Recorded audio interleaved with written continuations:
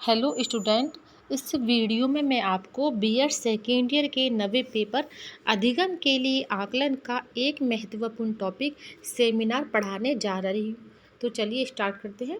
Seminar अनुदेशन की एक ऐसी प्रविधि है जिसमें विभिन्न चिंतन स्तर के अधिगम के लिए अंतः प्रक्रिया की परिस्थिति उत्पन्न की जाती है तथा विभिन्न स्तरों पर अनुदेशन परिस्थितियों के लिए प्रयुक्त किया जाता है।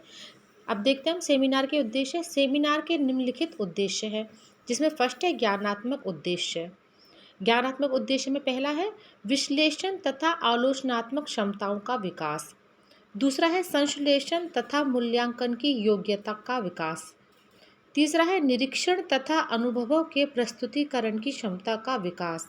और चौथा है किसी प्रकरण संबंधी स्पष्टीकरण करने तथा उससे संबंधित समस्याओं के प्रति संवेदनशीलता का विकास। अब हम देखते हैं दूसरा उद्देश्य है भावात्मक उद्देश्य। अन्य व्यक्तियों के विरोधी विचार तथा दृष्टिकोण की सहनशीलता का विकास, विचारों की स्वच्छंदता तथा दूसरों से सहयोग की भावना का विकास, भावात्मक स्थिरता का विकास तथा दूसरों की भावनाओं के प्रति सम्मान की भावना का विकास। तीसरा है अन्य उद्देश्य। इससे अपना दृष्टिकोण रखना, स्पष्टीकरण करना तथा स्पष्टीकरण मांगने के व्यवहारों का विकास होता है। प्रश्नों के पूछने तथा प्रश्नों के उत्तर देने के कौशल का विकास होता है। आगे देखते हैं हम अब सेमिनार के गुण। सेमिनार के गुण इस प्रकार है। इसमें पहला है शिक्षा के ज्ञानात्मक तथा भावात्मक उच्च उद्देश्यों की प्राप्ति। दूसरा है प्रजातांत्रिक मूल्यों का विकास। तीसरा है प्रस्तुतिकरण तथा तर्क करने की क्षमताओं का विकास। चौथा है उत्तम प्रकार की अधिगम आदतों तथा शिक्षाओं के अधिगम के तन्मयता का विकास।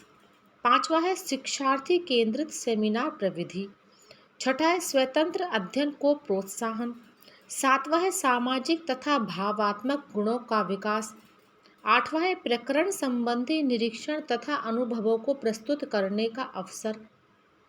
नवा है वाद विवाद में भाग लेने तथा बोलने के कौशल का विकास। 10वां है विद्यार्थी द्वारा स्वाभाविक ढंग से सीखना। 11वां है आलोचनात्मक चिंतन का विकास। अब आगे देखते हैं सेमिनार के दोष। सेमिनार के अपने कुछ दोष हैं जो निम्नलिखित है।